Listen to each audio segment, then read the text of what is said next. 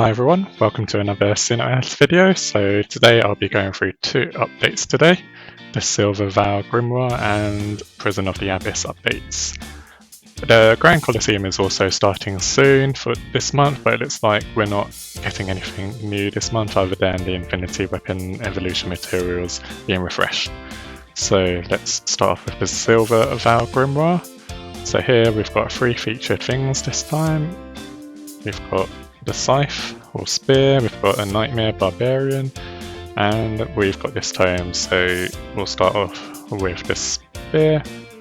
So this Spear, it's a 17 cost Spear. Class-wise, it's your usual class providing 300 magic attack and 100 magic defense, plus another 400 magic attack with the Arcana. The Spear itself is very decent for a class weapon because it's got a DC 1. It's 17 cost with 2,352 magic attack at MLB. And it was actually buffed from the JP version, so if we look at the Spear on the database, you can see 2,352 magic attack. In JP it only had 2,277, which is not bad, but the total stats were 5,899 at MLB as opposed to 6,193. We then have the Barbarian Nightmare. We've already had a Gacha Defiant Roar 3 Nightmare, which is Mal, but this one is actually slightly better because it's got slightly better stats and it's arguably got a more useful PvE skill, and as it gives the same boost as Ugalu, which is a 45% boost to fire damage at level 3. But it's slightly inferior to Ugalu because it doesn't buff healing, doesn't buff buffs and debuffs and things like that. It only buffs the fire damage to wind enemies. There are also farmable alternatives such as Justice and Rule or Spider. If I recall correctly as well, if you just want the skill. This one is decent, but for me it's not perfect because it's physical orientated, as in it's P attack and P defense heavy, as opposed to M attack, M def, which is more what I want.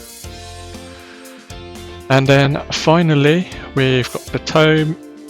This isn't great because it's not a class weapon, so it doesn't come with a class. It's 17 cost, meaning the stats are lower compared to say an 18 cost weapon.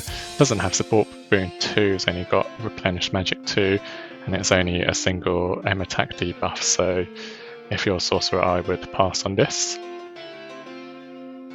We then also have 2 additional SRs as well. So we've got this orb, but there's no point covering orbs because no one playing this game seriously rolls for orbs. They just end up there when we're unlucky. Then we also have this water axe, which has cost 17, and it also has DC 1 as well. This again was buffed from the JP version. It doesn't even have DC 1 in the JP version from what I remember. And it's got a decent 2,207 physical attack at MLB. But again, similar to the Spear, it's got Onslaught as its skill, which is its active skill, which is not the best. It's okay, but it's not too useful in most scenarios, and it's hard to control where you're using it. And also the fact that it doesn't come with a class and only has DC 1 makes it slightly inferior. Water axes are rare though, but given that these aren't the featured SRs, these only have a 0.444% chance, which is significantly lower. That works out at only 1 out of 225, whereas 0.666% featured ones at least have a 1 out of 150, which is still low, but quite a bit higher. Okay, moving on to the next update. So if we go to the Prison of the Abyss event, it's been expanded by another 100 stages. So previously it was at 300 stages, now it goes all the way up to, when I get to the bottom, 400 stages, and it goes up from 103 difficulty and ends on 112 difficulty. So that's very reasonable, as most people before the Christmas, when this was last run, if they were on 100k, they should have easily gone up by another 10k with all the crystals and freebies we got over Christmas. So that should be quite easily beatable. Stages are still at 7 AP cost each, so you'll need another 700 AP to clear the extra 100 stages, assuming you pass first time for each one. There are 18 days to this event, so I would recommend that you only start this after the half AP/double EXP event for the main story and guerrilla events have ended, because then there'll still be another 11 days left after that, because there's still 7 days for that half AP double EXP event. And 11 days is more than enough for you to get 700 AP to clear the prison event easily. Priority wise, I would prioritize clearing the legendary Phantom Sword event first and then getting all of these items. I personally not managed to do that yet, so I'm still farming that. Then I would focus on either the main story if you want to rank up. Getting to rank 140 it's basically the sweet spot because it's quite achievable and it gives a decent amount of HP and cost as well. Or if you're already a high rank, or if you're a slightly lower rank but you've got loads of weapons and armor to upgrade, then I would recommend doing the guerrilla events, so that will be up to you guys. In terms of the new items added for the prison key medal, they firstly added a new star, so this is meant to be weapon foddered for skill up, but it's actually decent. It's got 3k stats at 18 cost. That's not that high for an 18 cost weapon. Normally you'd have around 3.5k-ish, but given that this is effectively free, stat-wise it's okay. It has healing light 4, which isn't the best because it's only a single target, but it does also have recovery support at least, although it's only at level 1, so I'm not sure. If you're healer, it might be worth using that as a stat stick, and you know, it's got half decent skills for now until you get something better, and then you can always feed it for the skill up.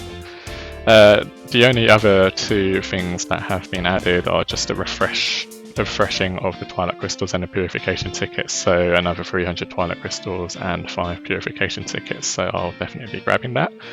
Now I'm going to quickly do some rolls and see if I can get the spear. I'm only going to do one round because I haven't had much luck lately, and I want to save my crystals to see what other banners there are this month before I roll, so I'll quickly just do one round of this, see what we get.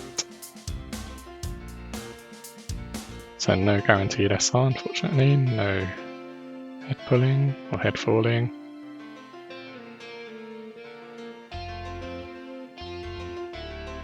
Four shinies, not bad.